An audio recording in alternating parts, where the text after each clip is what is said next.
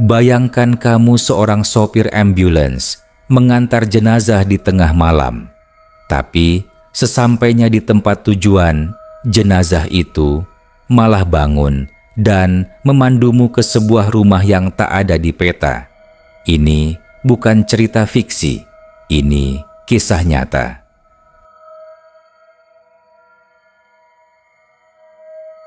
Hujan mengguyur deras malam itu. Waktu menunjukkan pukul 23.48 waktu Indonesia Barat. Suara rintik hujan menghantam atap posko ambulans RSI Mandala, tempat Rino, 34 tahun, bekerja sebagai sopir ambulans lepas. Ia sedang meneguk kopi instan sisa tadi sore ketika HP-nya berdering. Nomor rumah sakit. "Mas Rino, standby nggak? Kami butuh pengantaran jenazah sekarang," ujar suara dari seberang. "Siap. Dari mana ke mana, Bu?"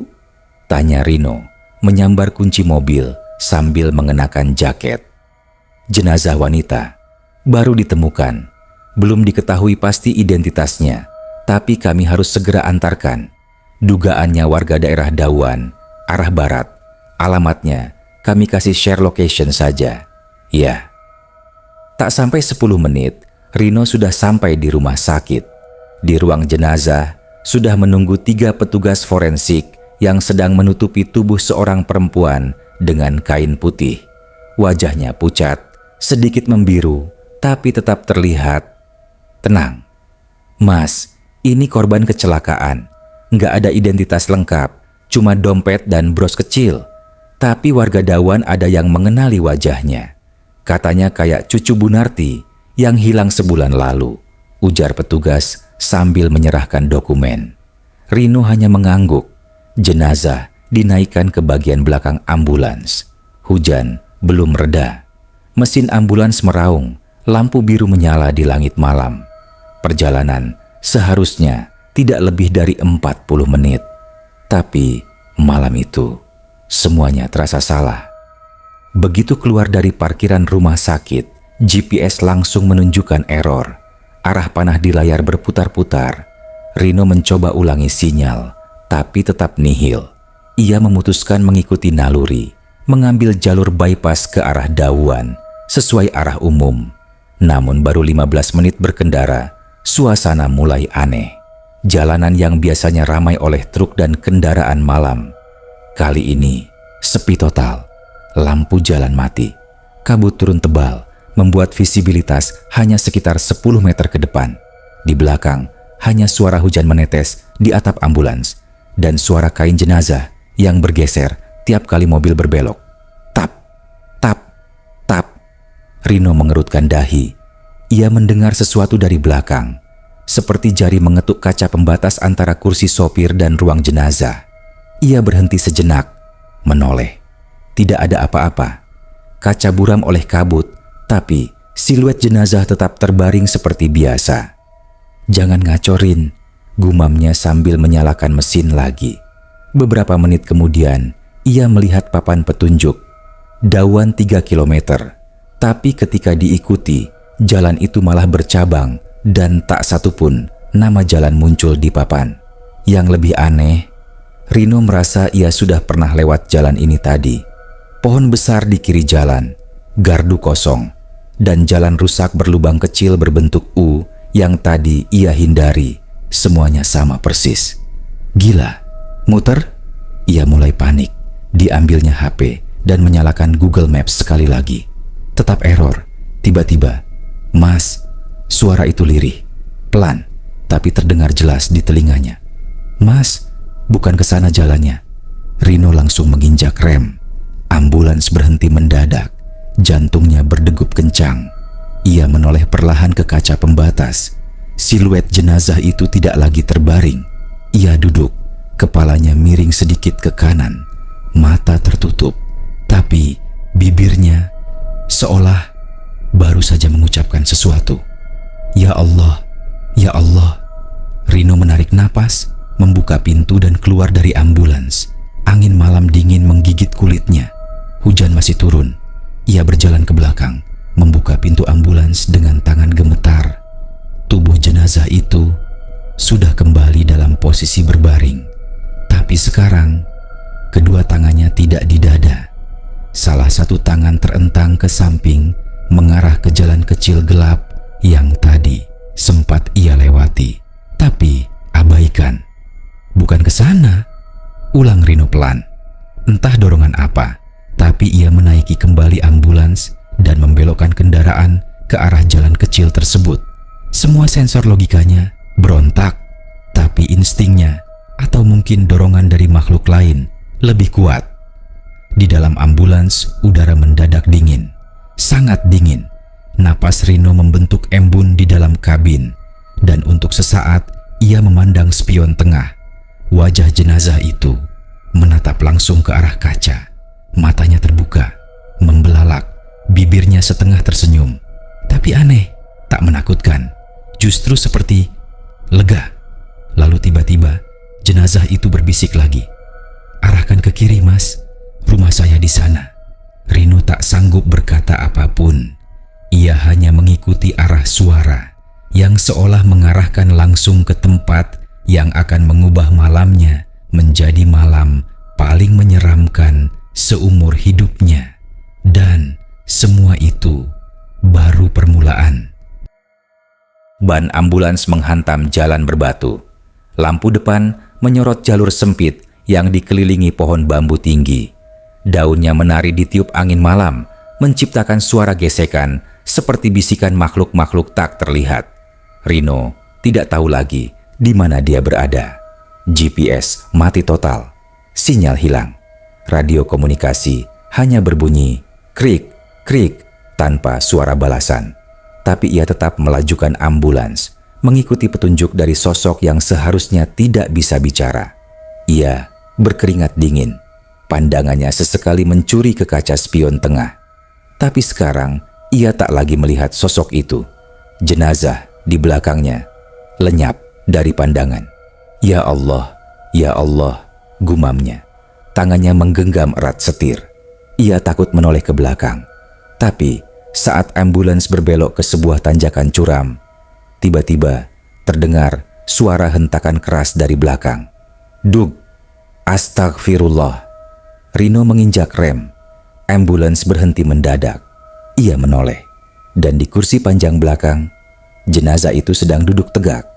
Tubuhnya tetap ditutupi kain putih, tapi kini wajahnya menghadap ke jendela belakang, seperti menunjuk arah. "Mas, itu rumah saya."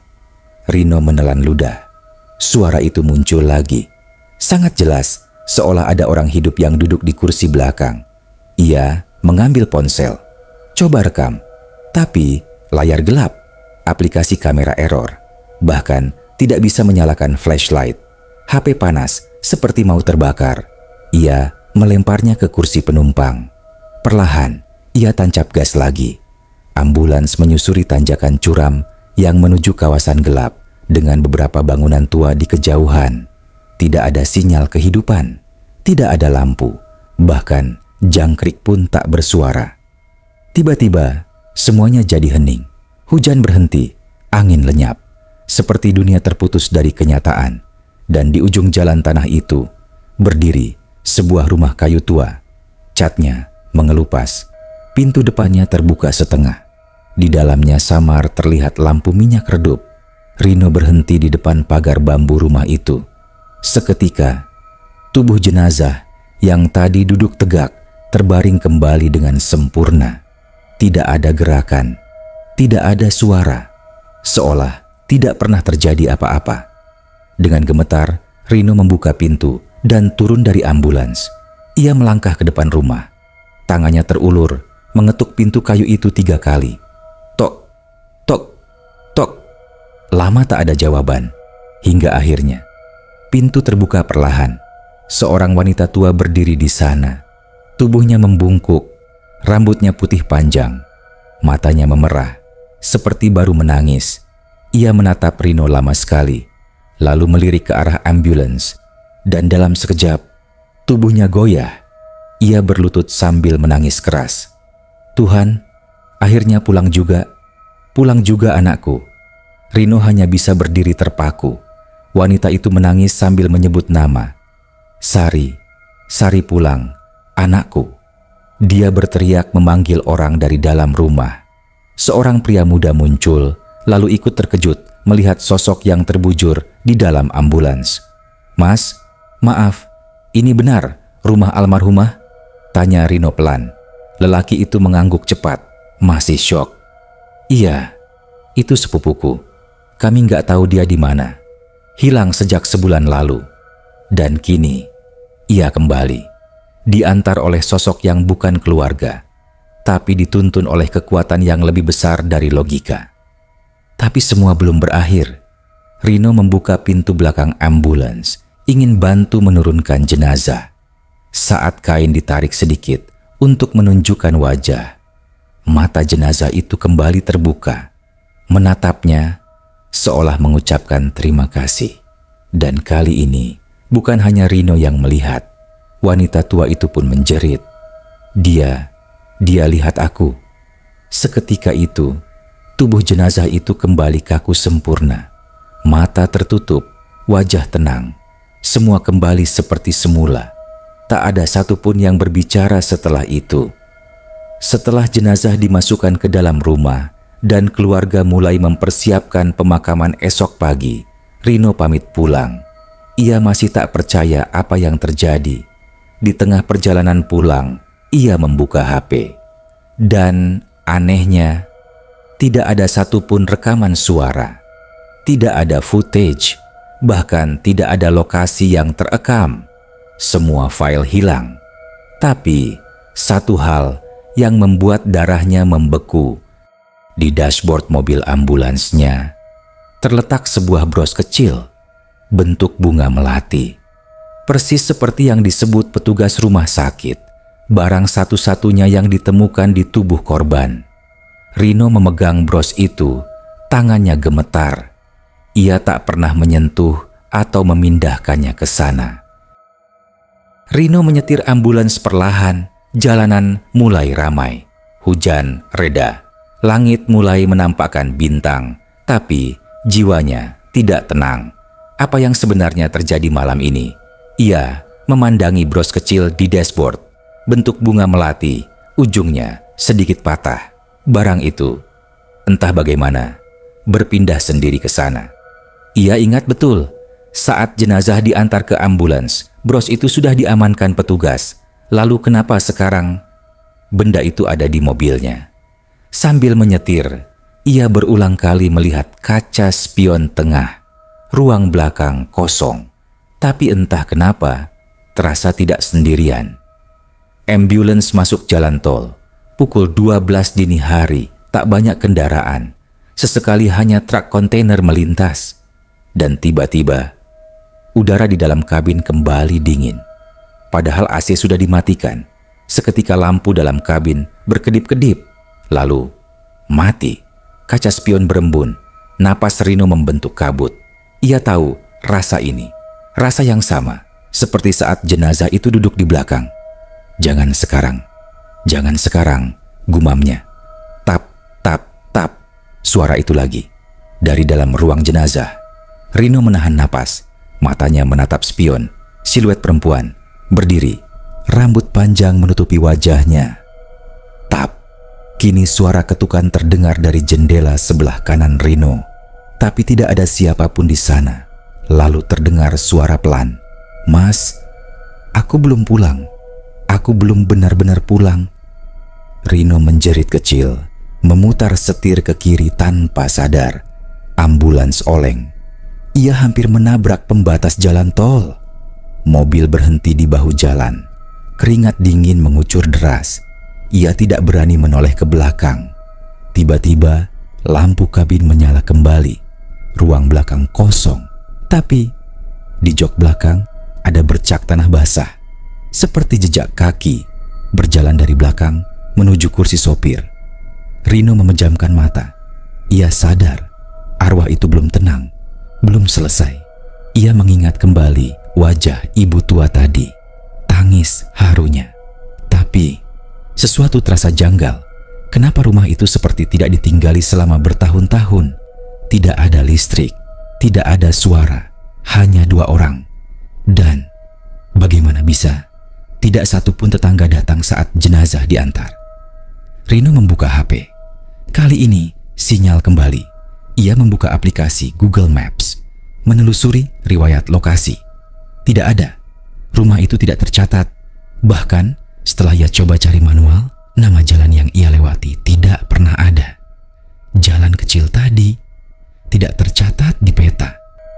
Ia mengambil keputusan kembali ke rumah itu, putar balik, masuk lagi ke jalan bypass, lalu menyusuri arah yang ia lewati tadi malam.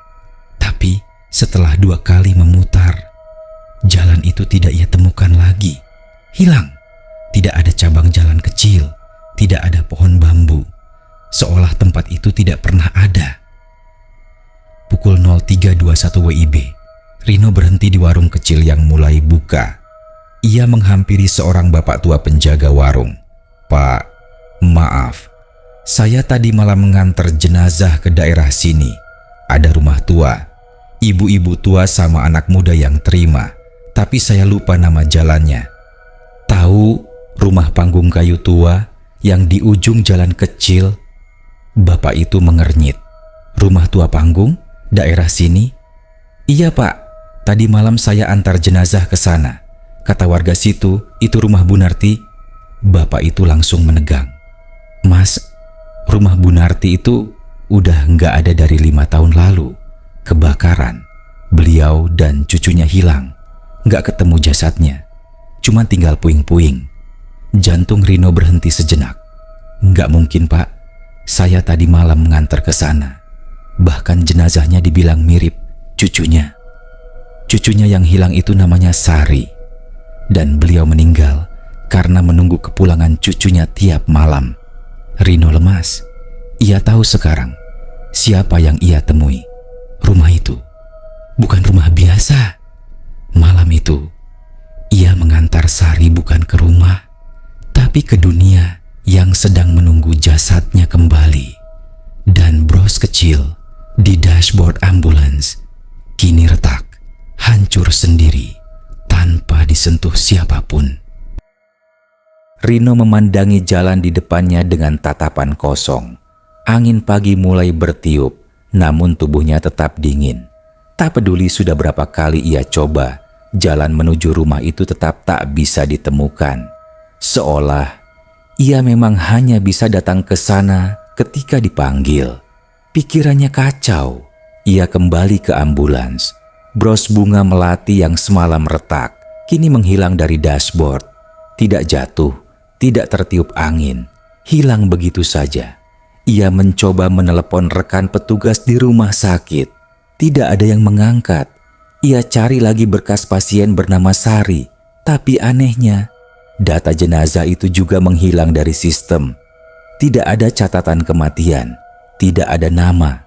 Bahkan catatan otopsi yang semalam diserahkan padanya kini kosong, seperti kertas baru. Ya Allah, apa yang sebenarnya terjadi? Gumamnya. Pukul 04.03 waktu Indonesia Barat, langit mulai biru tua. Tapi teror belum berakhir. Rino menyandarkan tubuhnya di kursi mobil. Ia menyalakan mesin ambulans, bersiap kembali ke rumah sakit. Namun begitu mesin hidup, radio ambulans tiba-tiba menyala sendiri, mengeluarkan suara parau, seperti seseorang berbisik, "Mas, aku belum pulang sepenuhnya."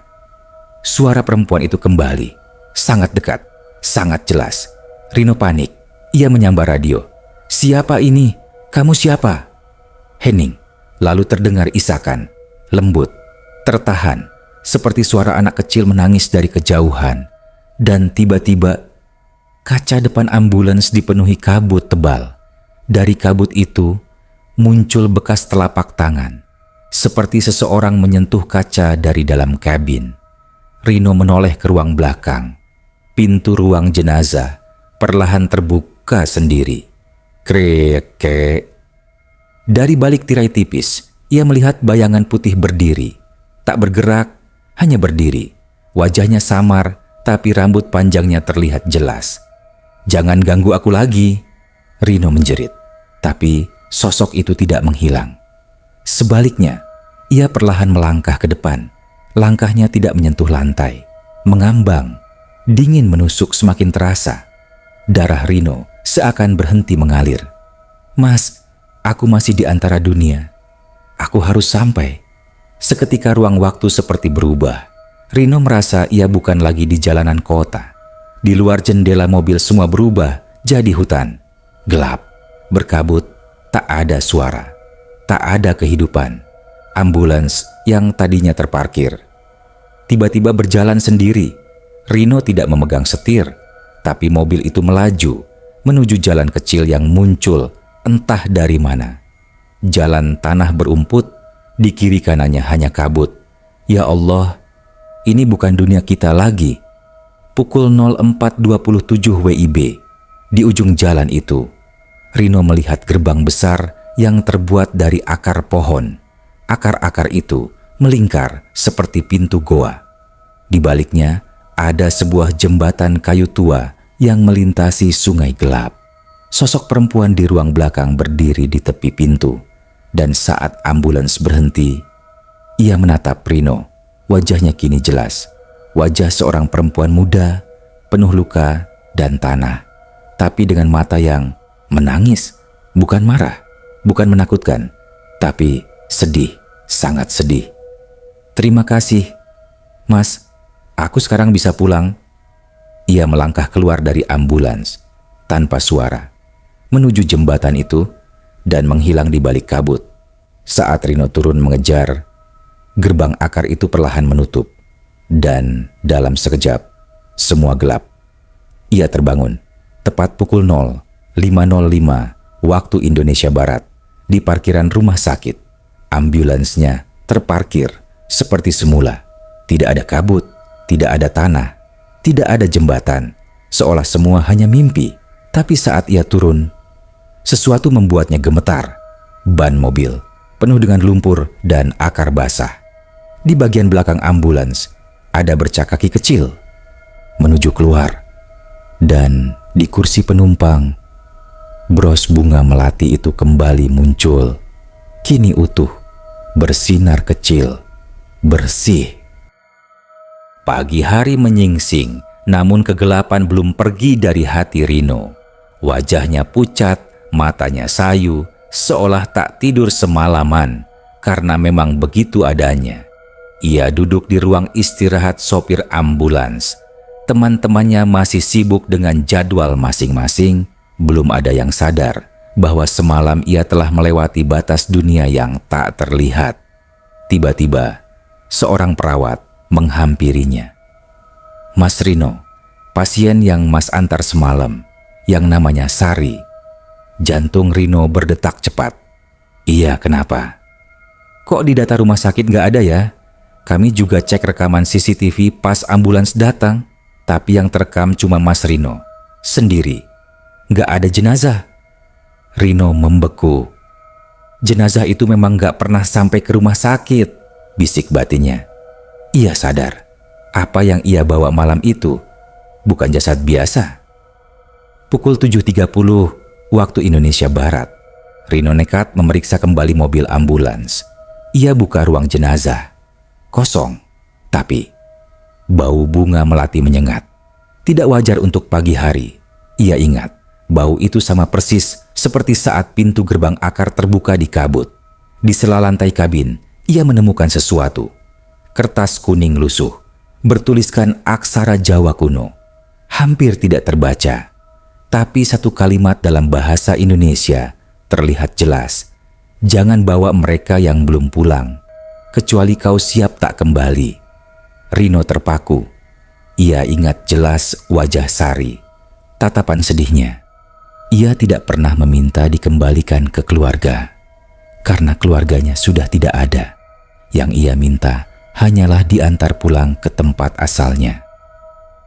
Pukul 09.12 waktu Indonesia Barat, seorang ustadz rumah sakit yang biasa dipanggil untuk mengurus jenazah, Ustadz Sabar, mendatangi Rino yang tampak kacau. "Mas Rino, saya dengar semalam kamu nganter pasien, tapi namanya nggak ada di daftar. Kamu kelihatan seperti habis melihat jin." Rino tertawa kecil. Tapi tawanya getir. Aku rasa bukan jin, Ustadz. Aku nganter arwah yang belum tenang, tapi sekarang dia sudah tenang. Ustadz itu mengangguk, tapi sorot matanya tajam. Mas Rino, memang kadang kita yang kerja di bidang kematian akan dapat tugas tambahan dari yang di atas. Kadang bukan orang hidup yang kita tolong, tapi ruh-ruh yang belum sempat berpamitan. Rino tercekat. Ustadz itu tahu. Ustadz, bagaimana kalau aku harus ngalamin lagi? Ustadz tersenyum tipis. Kalau memang itu sudah tertulis, maka kamu bukan cuma sopir ambulans lagi. Kamu adalah pengantar arwah. Pukul 11.11 waktu Indonesia Barat, Rino masuk ke ruang ambulans untuk bersih-bersih. Tapi sebelum sempat ia buka pintu belakang, telepon rumah sakit berdering. Panggilan darurat, kecelakaan tunggal, 1 korban meninggal dunia. Lokasi, Jalan Bypass Timur, dekat jalan kecil yang semalam tak bisa ia temukan. Koordinat lokasi sama persis seperti titik di mana ia terakhir berhenti malam itu. Dengan tubuh gemetar, Rino mengambil kunci ambulans. Ia tahu, ia akan kembali ke sana, ke tempat yang tak bisa ditemukan siapapun, kecuali mereka yang dipanggil. Sesaat sebelum ia masuk mobil, ia menoleh. Di spion tengah, ada pantulan bayangan perempuan, rambut panjang, gaun putih, wajah samar. Tapi ia tidak terkejut. Rino menarik napas dalam. Ayo, kali ini aku akan antar kamu sampai benar-benar pulang. Pukul 12.03 waktu Indonesia Barat. Langit siang terasa kelabu meski tak ada mendung. Rino mengemudi ambulans dengan tangan yang dingin. Lokasi kecelakaan yang barusan dilaporkan adalah titik yang sama seperti tempat ia mengantar arwah Sari semalam. Ia menatap lurus ke depan. Jalan aspal terlihat normal, tapi di dalam hatinya ada sesuatu yang mengganjal. Sesampainya di lokasi, polisi sudah berjaga. Ambulans Rino berhenti perlahan dan ia turun untuk membantu mengangkat jenazah korban. Seorang perempuan muda. Rino mendekat dan nafasnya tercekat. Wajah korban mirip dengan Sari. Sangat mirip. Tubuhnya terjepit di bawah tiang lampu. Sepeda motornya ringsek. Namun anehnya, tidak ada darah. Tubuh itu kering, pucat, seperti sudah mati berhari-hari. Seorang polisi berkata, "Kami dapat laporan warga ada tabrakan, tapi pas dicek, kondisi tubuh ini sudah kayak mayat lama. Padahal baru saja terjadi, Mas." Rino gemetar. Ia tahu ini bukan kecelakaan biasa. Ini panggilan. Pukul 12.44 waktu Indonesia Barat. Jenazah perempuan itu diletakkan di bagian belakang ambulans. Rino kembali duduk di kursi sopir. Tapi sebelum menyalakan mesin, ia mendengar suara. Ketukan dari dalam. Tok, tok, tok. Ia tak bergeming. Lalu terdengar suara lirih. Sangat pelan, nyaris seperti bisikan di dalam kepala. "Mas, kita harus pulang. Tapi bukan ke rumahku, ke tempatku berasal. Aku tidak sendiri. Banyak yang belum pulang." Rino menatap kaca spion. Tirai ambulans sedikit terbuka. Dan ia melihatnya. Bukan hanya satu sosok, tapi 5, 6, mungkin 7. Semua perempuan. Semua berpakaian putih. Semua memandangnya. Mereka tersenyum. Tapi bukan senyum manusia. Senyum itu kosong, gelap, dan meminta. Pukul 13.13 waktu Indonesia Barat. Rino mulai mengemudi. Tapi jalan yang ia tempuh bukan lagi jalan rumah sakit. Ia dibimbing oleh GPS yang tidak ia aktifkan. Peta digital di layar menunjukkan lokasi tanpa nama. Jalan kecil menembus hutan seperti lorong tanpa ujung. Dan di sana ia melihat kembali gerbang akar itu. Sama seperti malam tadi. Tapi kali ini lebih besar, lebih hidup. Akar-akarnya bergerak perlahan, menyerupai tangan yang melambai, memanggilnya. Ambulans memasuki gerbang tanpa ia sadari. Udara di dalam langsung berubah dingin. mencekam, lampu-lampu mobil mati, kompas di dashboard berputar liar, dan radio menyala. Terima kasih, Mas Rino. Sekarang kami bisa pulang, dan kamu sudah jadi bagian dari kami. Pukul 13.33 waktu Indonesia Barat. Polisi menemukan ambulans kosong di pinggir jalan. Mesin masih menyala, tapi tidak ada Rino. Tidak ada jenazah. Hanya ada satu benda yang tertinggal di kursi sopir. Sebuah bros bunga melati. Dan di kursi penumpang, tulisan tangan di kertas putih penuh tanah basah. Jika kau baca ini dan kau mengantar jenazah suatu hari nanti, pastikan mereka benar-benar manusia. Apa kamu masih yakin setiap ambulans hanya membawa orang mati? Atau jangan-jangan ada yang minta diantar pulang, padahal mereka sudah tak punya rumah di dunia ini? Terima kasih sudah menyimak cerita ini. Jangan lupa like, komen, dan share ke temanmu. Subscribe sekarang, karena dunia ini menyimpan lebih banyak teror daripada yang kita bayangkan.